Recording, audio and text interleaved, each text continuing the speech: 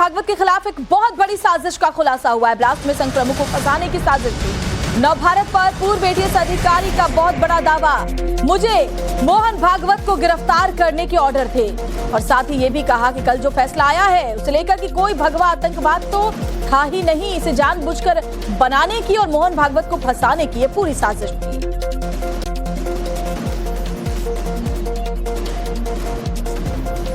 तो बड़ी खबर आपको बता रहे हैं, मालीगांव ब्लास्ट में मोहन भागवत के खिलाफ एक बहुत बड़ी साजिश का खुलासा हुआ है। ब्लास्ट में संघ प्रमुख को फंसाने की साजिश थी। नवभारत पर पूर्व एटीएस अधिकारी ने एक बहुत बड़ा दावा किया है और कहा है कि मुझे मोहन भागवत को गिरफ्तार करने के ऑर्डर दिए गए थे, कोई भगवा आतंकवाद नहीं था। महबूब मुजावर ने ये दावा किया है नवभारत से खास बातचीत में। ये जो इन्वेस्टिगेशन हो गया, ये इन्वेस्टिगेशन का मैं पार्ट नहीं था।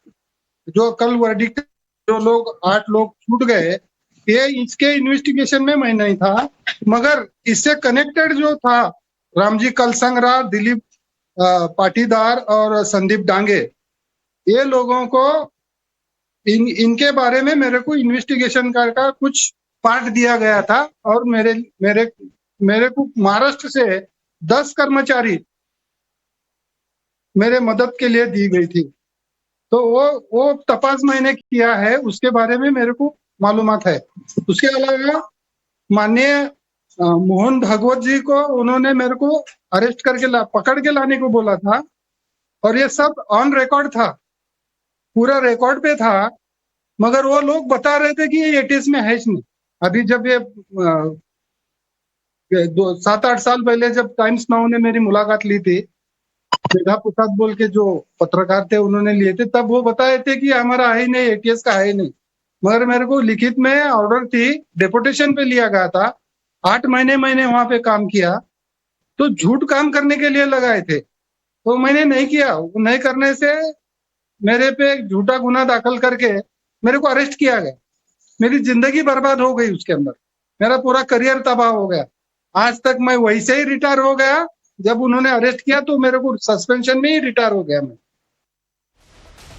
तो देखिए, बड़ी साजिश का खुलासा हुआ है। मोहन भागवत यानी संघ प्रमुख के खिलाफ ये साजिश पूरी की पूरी रची गई थी।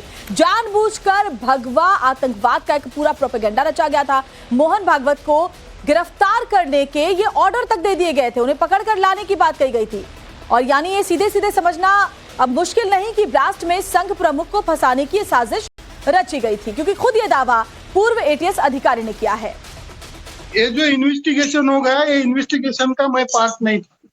जो कल वर्डिक्ट जो लोग 8 लोग छूट गए, ये इसके इन्वेस्टिगेशन में मैं नहीं था, मगर इससे कनेक्टेड जो था रामजी कलसंगरा, दिलीप पाटीदार और संदीप डांगे, ये लोगों को इनके बारे में मेरे को इन्वेस्टिगेशन का कुछ पार्ट दिया गया था। और मेरे को महाराष्ट्र से 10 कर्मचारी मेरे मदद के लिए दी गई थी। तो वो तपास मैंने किया है, उसके बारे में मेरे को मालूमात है। उसके अलावा माननीय मोहन भागवत जी को उन्होंने मेरे को अरेस्ट करके पकड़ के लाने को बोला था, और ये सब ऑन रिकॉर्ड था, पूरा रिकॉर्ड पे था। मगर वो लोग बता रहे थे कि ये एटीएस में है ही नहीं। अभी जब ये 7-8 साल पहले जब टाइम्स नाउ ने मेरी मुलाकात ली थी, मेधा प्रसाद बोल के जो पत्रकार थे उन्होंने लिए थे, तब वो बताए थे कि हमारा है ही नहीं, एटीएस का है ही नहीं।